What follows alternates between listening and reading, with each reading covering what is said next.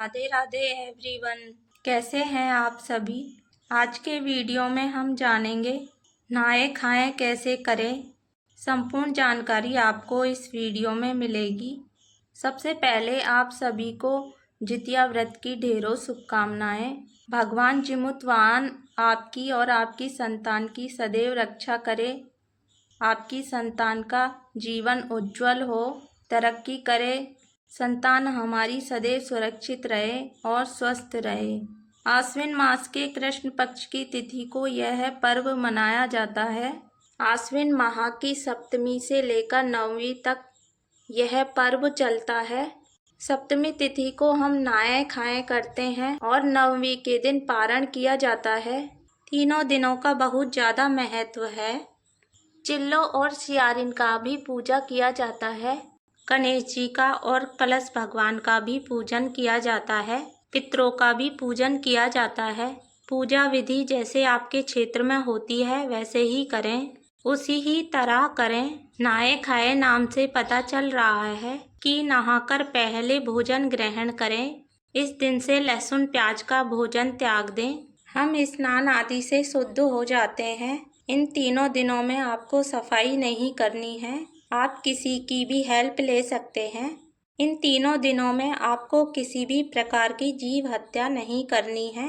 सब्जी भी नहीं काटी जा सकती है, ना ही कोई फल आदि को काटा जा सकता है। इन सब विशेष बातों का ध्यान रखना है।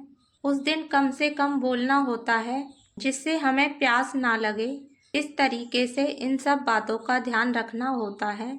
इसके बाद भोजन तैयार किया जाता है। दिन में एक ही बार भोजन किया जाता है। इसके अलावा आप दूध, चाय, फल आदि ले सकते हैं। खाने में क्या क्या बनाया जाता है, हमारे यहाँ कढ़ी चावल तुरई की सब्जी बनाई जाती है, पूड़ियाँ बनाई जाती है, देसी घी में पुए बनाए जाते हैं। इस तरीके से भोजन बना लिया जाता है। भोजन बनने के बाद हमें भोजन निकालना होता है। यहाँ पर थोड़ा सा भोजन बिना नमक का भी निकाल लेते हैं, क्योंकि चिल्लो सियारों को भी सर्गी देनी होती है। यदि आपकी सास नहीं है तो उनको भी सर्गी दी जाती है। भगवान जिमुत वाहन को भी दी जाती है। इस तरीके से हम 4 तोरई के पत्ते रख लेंगे। कहीं कहीं दही चिवड़ा भी रखते हैं और चीनी भी निकाली जाती है। अब हम सिंदूर का टीका लगा देंगे। टीका लगाने के बाद एक एक पुष्प रखेंगे। इस तरह से रख लेंगे।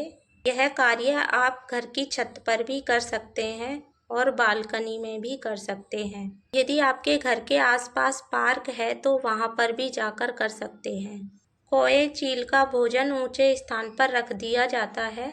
माना जाता है कोए चील आकर खा लेंगे।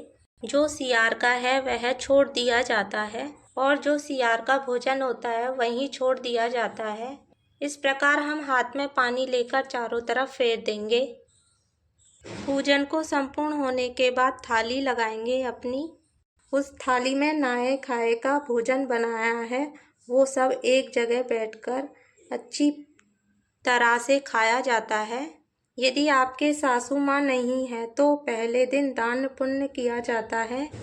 दाल, चावल, आटा, बहुत सारी सब्जियों का दान किया जाता है।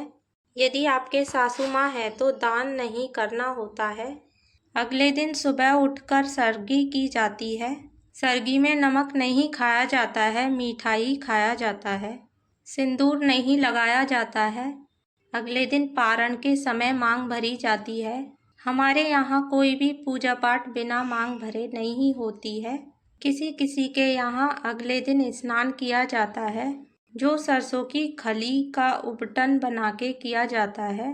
ऐसा संभव नहीं है तो स्नान के जल में थोड़ा सा काले तिल मिलाकर स्नान किया जाता है।